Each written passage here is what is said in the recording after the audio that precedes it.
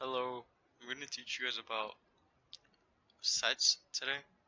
So a list is a ordered and mutable data structure. A set is actually a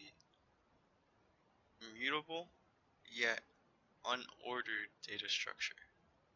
So here's a way.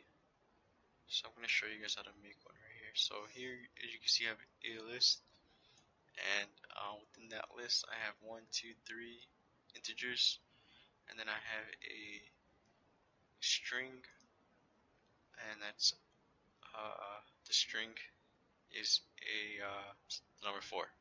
Alright, so we're gonna create a set right here, set, and then we're gonna put a list. Okay, now when I print, it's a bit too loud. Now when I print a set, you see that I can have a collection of different data types. I have an integer and I have a string. There's no problem with that. Now, in order to add an element to a set, what you do is you do um, a set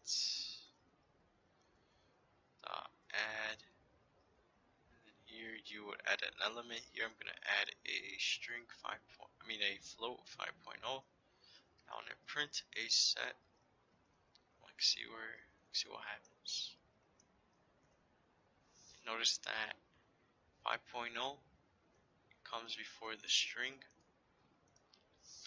Now I'll say I'm gonna add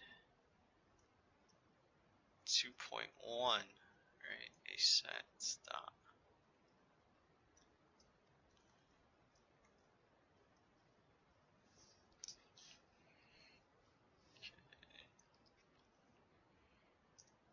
Now when I print a set, notice I get 2.1. 2.1 comes after 3, so like I said, it's not ordered. Now say I were to add, see what happens when I add 3.1 to it.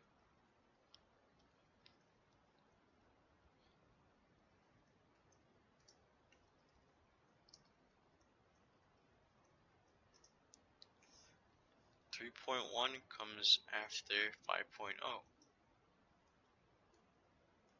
So yeah, you see, it's a little bit chaotic, as in it doesn't exactly print, but it seems like it keeps the float types with float types and integers with integers. But again, it's not really reliable. So I'm gonna add the number 17. Let's see where that ends up.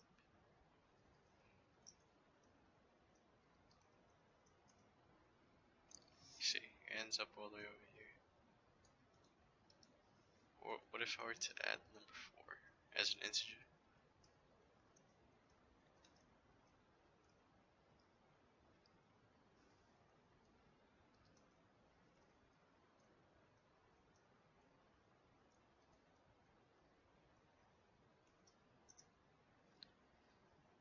Number 4 ends up over here. Huh. So it seems like when I add a new variable, like an integer type, it tends to stick around with the new integer that I just added.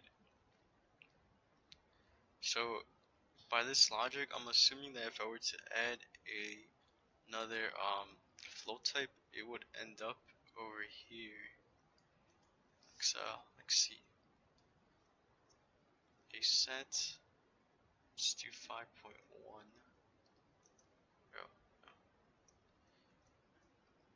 Set dot add 5.1. Now let's print it.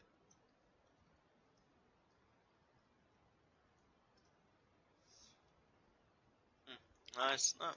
It's just pretty much it goes all over the place. right? Yeah. I wonder what the.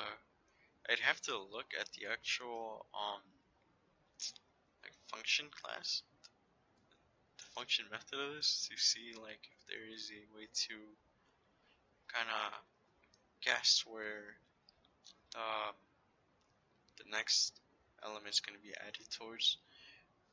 I wonder if I were to add another one, another float type, if it would stick around right around here. Let's test that out, and then I'm just gonna wrap it up. Or then I'm gonna teach you guys how to remove an element to it. So I'm gonna add 7.90, right?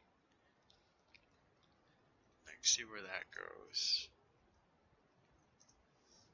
And you see, like it sticks around the most like recently placed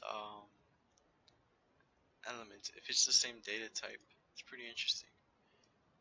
Okay. So like, and now we're gonna get rid of something. So we're gonna do a set.pop.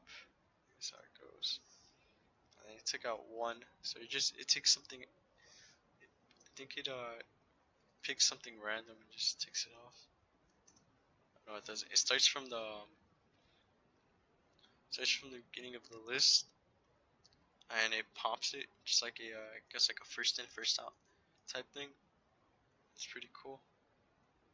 Uh, so yeah, that's a set right there.